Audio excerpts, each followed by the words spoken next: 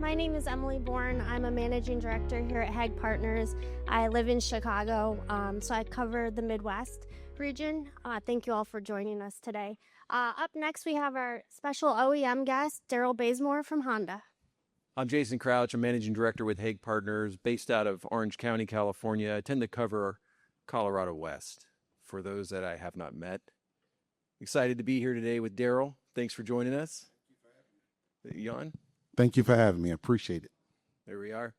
Daryl's the Assistant Vice President of Auto Strategy at American Honda. Some of you may know him. He actually oversees several functions and a number of pillars that are dear and sweet to the dealer retail world. One is OEM network development.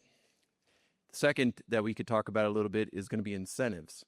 So if you want a store and you want a lot of cash on the hood, Daryl's here to talk to you about it today.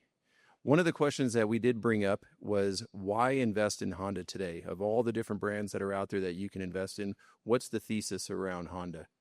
And Daryl's been kind enough to join us, and he's brought some material that he'll be glad to talk through. And then from there, we'll kind of filter in some questions that we have around some pillars that I know are important to the retail space, and then we'll open it up for questions as well. Awesome. Thank you. It's a pleasure being here today. Can everyone hear me well? Good. I just have a few slides that I want to go through just to share some perspectives of the business and the industry as a whole, and then Honda, and why is Honda such a desired brand in our industry. So before I even get into that, I'll just touch a little bit on my background as well, being that Jayson mentioned it. So for those that don't know me, I haven't had the chance to meet me, I came from the retail world. So I'm joined the military. So I did 4 years active duty in Germany, came back to the United States. Then I got an introduction into the banking industry, which led me to the automotive industry. So I am not speaking to you today from a corporate head. I have truly been in the shoes. I know the grind.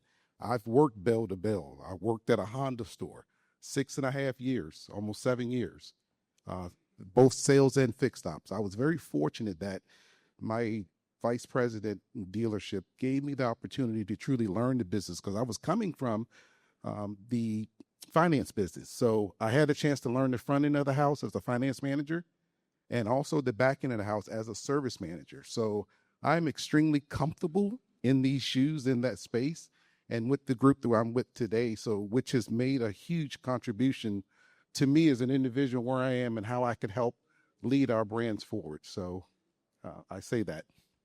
And then I start by saying that this is a very exciting time being in the automotive industry, but it's also a very challenging time. You got major policy changes that's impacting trade and regulatory. You have inventory shortages. You have shifting consumer preferences, which is truly making an impact on us in the business. And you've heard some of the speakers and presenters speak before me. Everyone's talking about, the dealership market and certain things within the market. But if you look at last year, I think it was a 12% increase in acquisitions and activities. And a lot of that is, being driven by individuals who have an interest in high-performing brands such as Honda. And I wouldn't be speaking from the factory if I didn't talk about a little accolades and products. So speaking of that, for those who don't know, we are bringing back, or we have brought back, the return of the Prelude. It's in a different format now, and the Prelude actually was a finalist for North American Car of the Year. And Jayson, did you want to start by questioning, or you want me to continue to go through?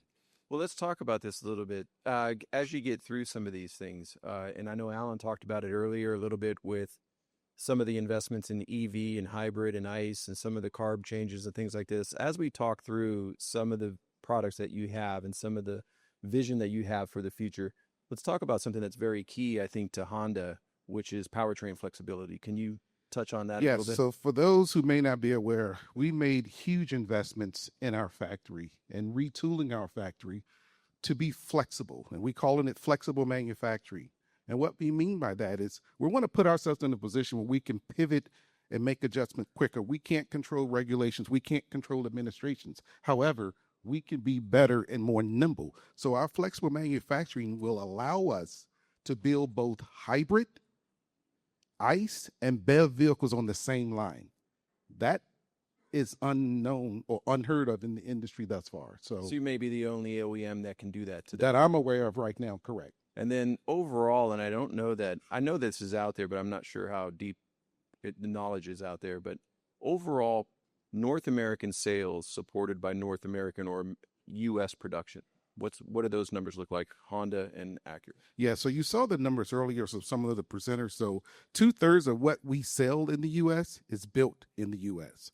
So we're second only to Ford when it comes to that. And a lot of individuals are unaware of that. They think of Honda, you think it's automatic Japanese, but we build here. We build where we sell. It's fantastic. Yep. So let's continue to go through some more of the slides around the thesis of investing in Honda, and we'll talk a little bit more about some of the other notes, I guess, that we've taken and we've. Yeah, so Honda has always been respected in this industry and one of the brand. So the Axis Harris poll has rated Honda as the #1 auto brand in 2024. And then in 2025, we're still at the top of the list as #2. Was that a laugh or a clap? Okay, and then award-winning brands, we're talking about Kelley Blue Book, KBB. We have 5 awards from KBB. Best overall brand, most trusted brand, and best value brand. And then as we stay on this theme about brand and loyalty, so the #1 SUV loyalty brand, 2nd year in a row. And then we get to Car and Driver 10 Bets. So we have 4 products, Accord, Civic, CRV, and Passport, that led Car and Driver 10 Best in their segment, which brings our total to 99 10 Best awards. That's most of any brand in history. And then I think we'll segue in and talk about a little bit of sales. So last year we ended nearly around 1.3 million vehicles, which puts us 4th as far as retail brands. And we're able to do this based on a combination of having a balance of passenger cars and a balance of light trucks. We had record sales in light trucks, and we also had record sales in electrification. And as I talk about electrification, our hybrids and EV models was 1/3 of our sales in 2025. So going back to the 1.3 million vehicles, what is the throughput number? What's the average throughput per rooftop? Yeah, great question. So our throughput on the Honda side is a little over 1,200, which is 2nd in the industry. And I say 2nd because some reports may show 3rd. I don't count and look at those who don't have a dealer network. So we're 2nd for those who have a dealer network. Also along the lines of product, we know that there is a gap with the price of vehicles is not going down, right? Everything's getting more and more expensive. So let's talk about what do you have in the sub 30 range, new, and then let's talk about some of the, and I know we're going to get to CPO in a bit. Maybe we could talk about it then. But when you talk about bringing someone into the brand, keeping them in the brand, and having an array of entry points, sub 30, above 30, and how do they grow? Can we talk about that as we go through some of the Yes, as I continue to go through some of the product, I'll get to a couple of the vehicles that are below or sub 30 in the industry. Yeah. I'll first talk about a little bit about our light trucks. We've been on this path and this mission of ruggedness and building our truck reputation. So with the all-new Passport, it had an all-time sales record. And actually, the Trail Sport trim was 80% of our sales. And I have to denote by also saying that this model is our best conquest model in our entire lineup. So then we talk about gateway vehicles, and we talked about affordability, which I'll talk a little bit more about that as well. So the Civic and HRV are 2 of the most desired vehicles when it comes to young buyers and families. Absolutely. And this is the great entry point, right? Get them into the brand. That is and correct. Grow them in the brand. I think we're going to touch on it in a couple slides, but overall customer retention. Yes. I think we have data coming up. Yes. So when you talk about the Civic and you talk about affordability, the Civic is the #1 model and Honda is the #1 brand over the past 5 years when it comes to first-time buyers, Gen Z, and Hispanics. So again, this is the opportunity for us to drive traffic into our dealers. It's pretty incredible when you really think about it, and it comes also from a OEM that I would say is probably, as many would agree in here, is one of the most dealer network focused partnership style OEMs in the industry. Yes, I stress that. I know I saw some information earlier from Mike or a couple different things, and I'll tell you that from a manufacturer standpoint, we value and respect our dealers, and we couldn't do it without it. So there is a reason we don't sell vehicles directly to customers. There may be a question in the audience at some point in time about Yeah, that. So I know. we'll Mike, address that yes, a little yeah, bit. okay. Yeah. And then affordability. Everyone is talking about affordability. And it's extremely important for each of us, for all of us, to be able to have something to offer to clients in a particular price point. So I want each of you to consider this. The average transaction price for a new ICE model Civic and for a new ICE model Accord is lower than the average transactional price for a used vehicle. Yeah, let that sit in for a little while. So when you talk about affordability, this is what we're trying to do.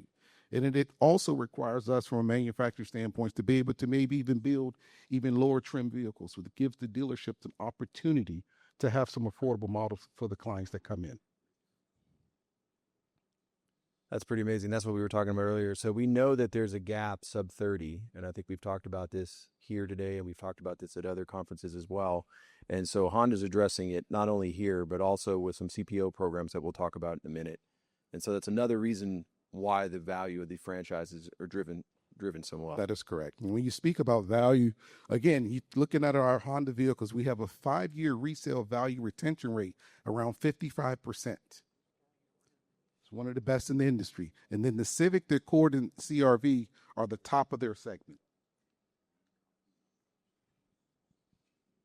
So then when we talk about all of the products and we talk about the growth of the franchise, let's talk about the vision for Throughput. We're at 1,200 now. Yeah, a little over 1,200 now. Where do you see it growing over the next 3 to 5? Yeah, we are in a growth mindset when it comes to our volume and closing the gap to our competitors.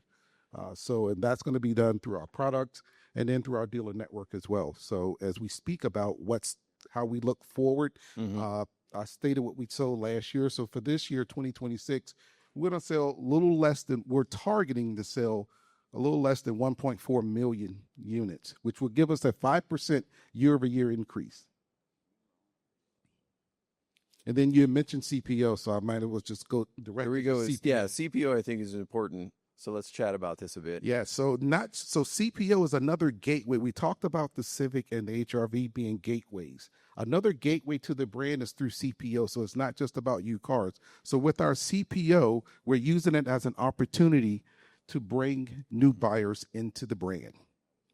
And just for some statistics, Honda was number 2 in the number 2 CPO brand in 2025. And we had a 7% growth that outpaced the industry.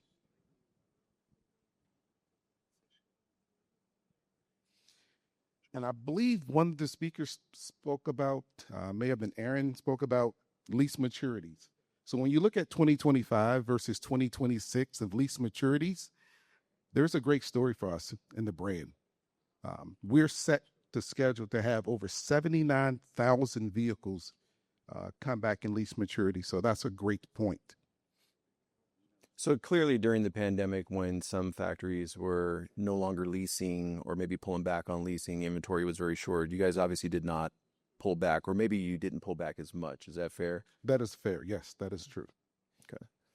And then talking about CPO again, we talked a lot about sales, but also CPO helps service. And I believe a few other speakers and experts spoke about how the service business is just as important as the sales business is for our dealers. So when we look at our CPO clientele, 45% of Honda CPO customers return to purchase a new vehicle. 45%. And then 60% of them continue to service at our Honda stores as well.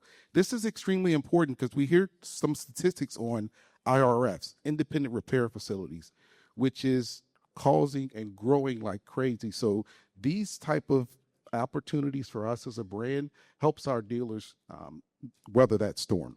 So there's two things that come up when we talk about service. One is service demand and CSI in particular markets, which when we know that starts to get impacted and service times and appointments are out too far, customers are being impacted, there's leakage to other brands or other independents or so forth. That's when the factory starts to look at potentially adding open points.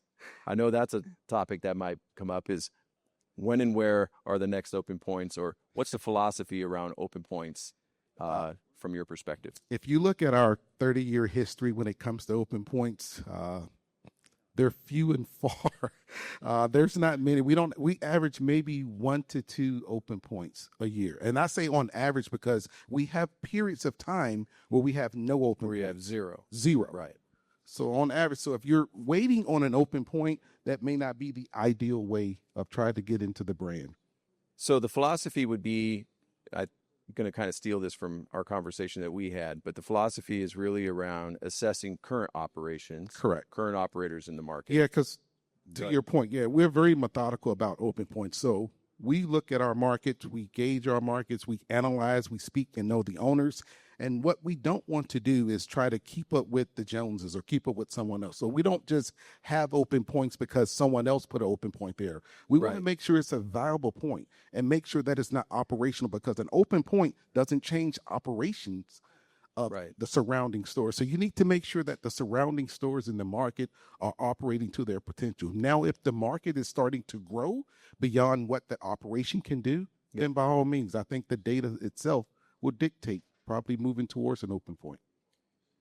So if the factory comes along and says, hey, you need 4 more service bays, we would really like to see you do this, maybe it's probably an opportunity to do it. Right? Yeah, I would advise, and I realize as I sit here now and early today, I am the only manufacturer in the room.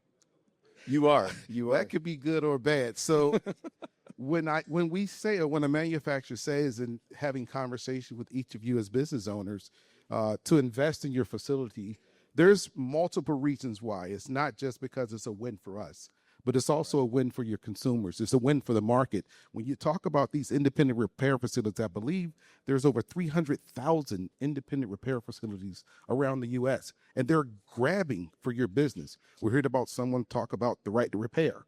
So these independents are coming and gunning for your business and your customers. And in all actuality, some of them have better facilities than our dealers.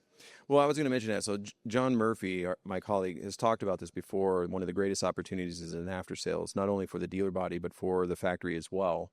And these independent repair facilities are no longer that gas station style repair facility. I mean, they're very much competing with the dealership model. Someone can come in, plug in Wi-Fi, there's a snack, the comfortable place to be. And so obviously an image facility is going to, or project is not always just about, changing the tile necessarily and making it look different. It's also about competing with the leakage to after sales.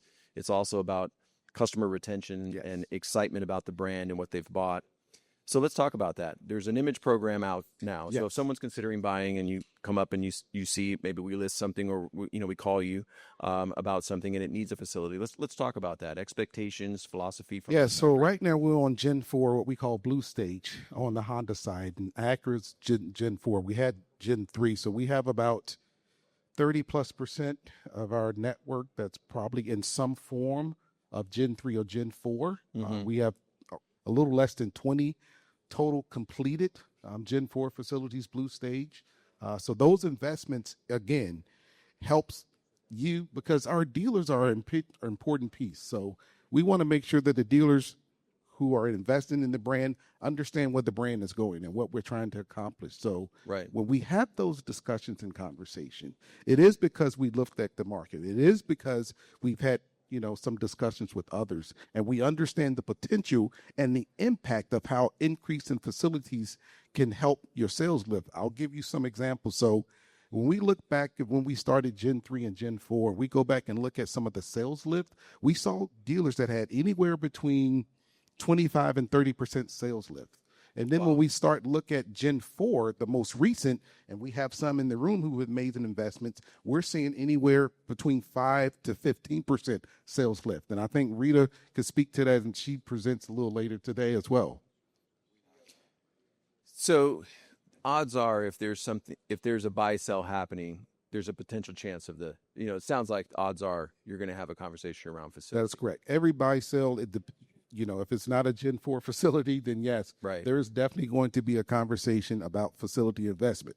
What's the philosophy on timeline? Yeah, that's a great question. We're flexible with that. We don't have a hard, time frame. We say, well, you have to be done in 2 to 3 years. We're realistic because we understand you're acquiring a franchise, and it's going to take time maybe to get your leadership team in place. It's going to take time to start going through some constructions. We want to ensure that you have the intent and the purpose of doing it. Right. So it ranges. Each case is a case-by-case scenario, so we'll give some 5 years and sometimes longer. It all depends on the scenario. Okay. I think we have some data around profitability. Yes. So just on profitability, so we talked about fixed ops a lot. So fixed operations in a Honda store is extremely important to the point where it puts us number one when it comes to percent of sales. And then our dealers as a whole for 2025 had a solid performance. I mean, we were second in the industry in profits. So I think when we talk about profitability, both fixed ops and sales, I think Honda's so mass market, that type of volume, that type of vision for growth, and number one net to sales percentages. Yes. That's like 0-calorie ice cream. Yeah, I mean, you get the best of both. So we've been very fortunate. But I say it's not because of us. And I say that, and maybe I repeat it again, it's really because of the individuals in these rooms, our dealers, and how they go about making sure that they're taking care of our clients. So let's talk about partnerships and sales in terms of, obviously, Honda is hyper-focused on its network. Any plans for digital partnerships, Amazon or anything like this? Absolutely not. I will say this. We have the utmost respect for our dealer network. We only want to sell vehicles through our dealer network, period. If you don't take away anything else today, take that away from me, from Honda. We respect and appreciate our dealer network, both Honda and Acura. So we have no desires and no plans to do anything other than that. So you got a good facility program, good culture, focus on the dealer, good throughput today, number 2 in the industry, shooting for number 1, obviously, significant growth, great net to sales numbers, a lot of good stuff here. But I do want to open it up for questions. I'm sure there's some questions from some folks in the audience today that would like to ask Daryl something before we go. Unfortunately, we the external Honda deal. We challenge about self yield. So I'd say so don't be the highest amount on the dealer. So I think I got a great product, great brand. We know it's always like superset year-over-year growth on this stable. I can't say more about brand as a redesigner, and I'm looking to buy. Oh, that's you got a grade on it, and anybody sitting in the first, no, strong franchise to have. Thank you for that. Thank you for all the years staying on. No, thank you for the extremely kind words. Truly appreciate that and appreciate your loyalty to the brand. Thank you. Thank you. Any other questions? I'm the only factory guy here. Now's your chance to throw shots. Come on now. I get that, Zello. Okay. For your requirements, high level regarding sales effectiveness, CSI. Love the question. So yes, anytime anyone is interested in coming to the brand, we want to look at your NPS. We want to look at your CSI. We want to look at your sales effectiveness. We're also interested in you as an individual and how invested you are into your organization and your brand. How do you build your leadership team? Is your leadership team in place? Who's going to be the day-to-day operator for this facility? Those pieces are extremely important, not just for us as a manufacturer, but other manufacturers. I say that because I worked for another brand as well in the same space. So those key, how well do you know the market? What is your marketing plan going into day one? What's your sales projection? So once this, and then of course, financially, we want to make sure that you're in a position where you can be successful. I said this to many owners, across the years. The worst thing we can do is put a dealer in a position where they're unsuccessful. So some of that responsibility falls on us as manufacturers to make sure we do our diligence, to make sure we meet your expectations and demands as well. So it's a two-way avenue and street where we want to make sure you do have capital to weather the storm. None of us can control tariffs and other things that impacts the market. So we want to make sure that you're financially stable enough to handle, maybe a downturn in the economy. But good question. Thank you.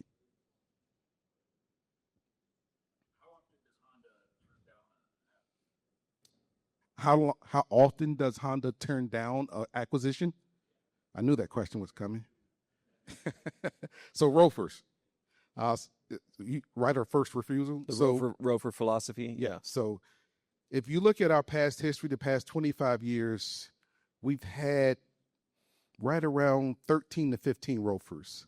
And there's multiple different reasons and explanations that goes into a ROFR opportunity. And of course, we all know that some states don't even allow or permit that, but we are very mindful and diligent to not to be quick to react to something or quick to react to a dealer or a potential dealer that wants to come into our brand. We want people that are hungry and want to be number one. So if you're hungry and want to be number one, Honda's very interested in you.